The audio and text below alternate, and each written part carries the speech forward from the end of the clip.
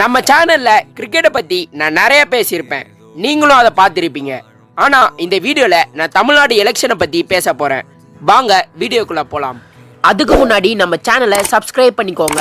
முதல்ல எந்த கட்சி உங்களுக்கு காசு தராங்களோ தயவு செஞ்சு அந்த கட்சிக்கு மட்டும் ஓட்டை போட்டுறாதீங்க. ஏன்னா அவனுங்க நமக்கு 2000 ரூபாய் கொடுத்துட்டு அவனுங்க 2000 கோடியை ஊழல் பண்ணிட்டு போயிடுவானுங்க. ஃபர்ஸ்ட் ஆஃப் ஆல் உங்க ஏரியால நிக்கிற கேண்டிடேட் யாருன்னு பாருங்க.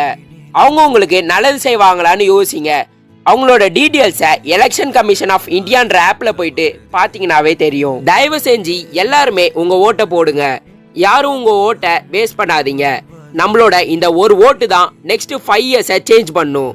முக்கியமா கேஸ்டுக்காகவும் கேஷ்காகவும் உங்க ஓட்டை விற்காதீங்க. என்ன மாதிரி ஃபர்ஸ்ட் ஓட்டர்ஸ் நிறைய பேர் இருப்பீங்க.